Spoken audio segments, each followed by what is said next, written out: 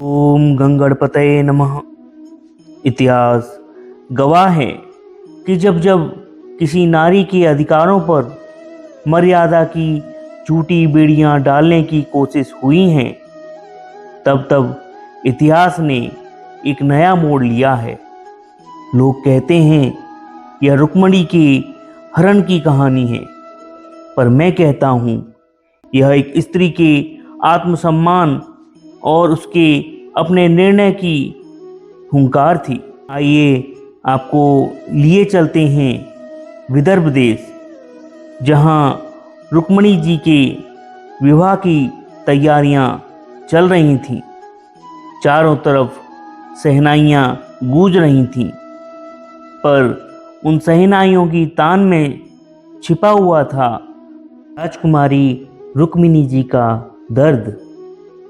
पिता भीष्मक और भाई रुक्मी ने तय कर दिया था कि रुक्मिणी चेदीराज शिशुपाल से ब्याह करेंगी, पर रुक्मिणी, उनका हृदय तो बहुत पहले ही द्वारका के उस सांवले सलोने कृष्ण को अपना सर्वस्व सौंप चुका था। जब समाज की दीवारें ऊंची हो गईं, जब अपनों के ही पहरे कड़े हो गए, तब उस विदर्भ की राजकुमारी ने एक अभूतपूर्व साहस किया। उन्होंने एक पत्र लिखा।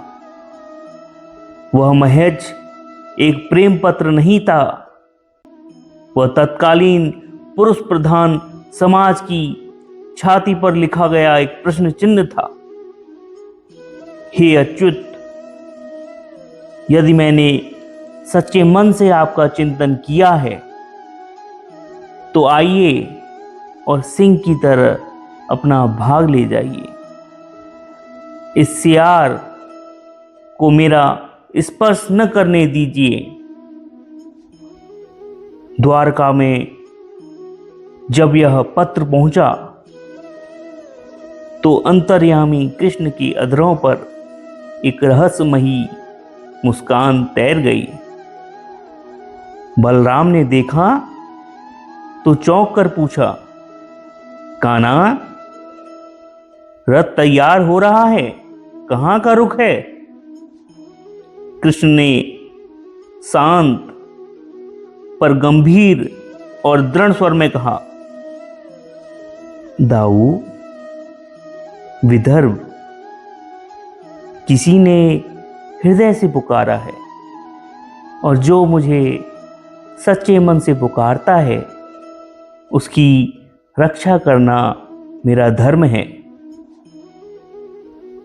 दाऊ पूछते हैं, कौन है वह? राजकुमारी रुक्मिणी।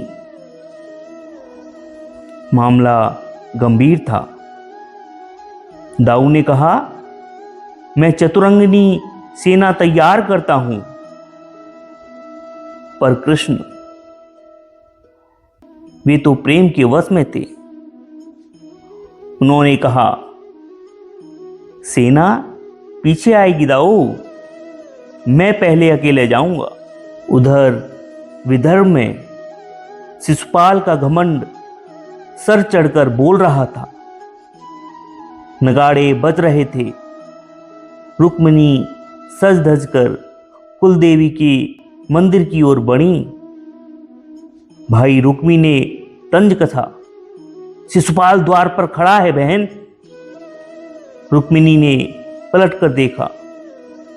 आंखों में आंसू नहीं, एक असीम शांति थी।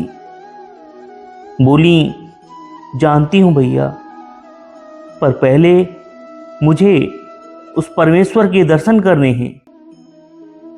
उन्हें प्रतीक्षा करवाना ठीक नहीं। मंदिर के गर्भगृह में रुक्मिणी ने आंखें मूंद ली। मन ही मन प्रार्थना की, हे मां गौरी, लाज रखना, मेरे कृष्ण को शीघ्र भेजना।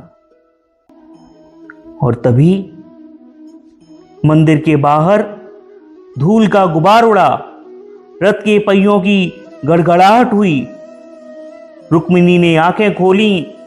सामने साक्षात द्वारकाधीश खड़े थे।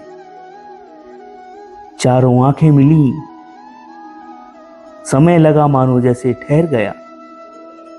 हवाओं ने बहना छोड़ दिया।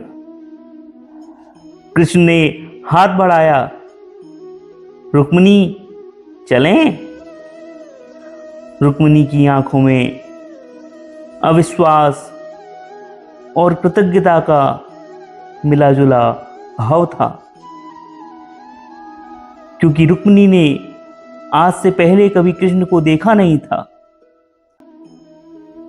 आप सचमुच कृष्ण हैं?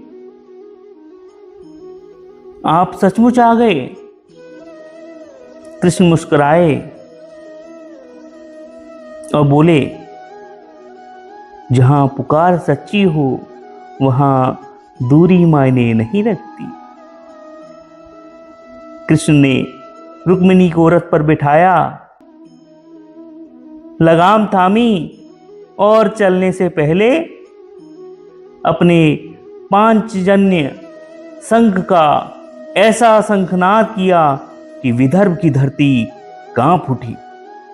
वह शंखनाद कह रहा था, नारी कोई वस्तु नहीं है जिसे तुम अपनी सनक से किसी को दान कर दो। रुक्मी शस्त्र लेकर पीछे भागा। युद्ध हुआ और कुछ ही पलों में रुक्मी धूल फांक रहा था। युद्ध हार चुका था। कृष्ण ने दंड स्वरूप रुक्मी के सिर को मुंडवा दिया और जीवन दान देकर मुक्त कर दिया।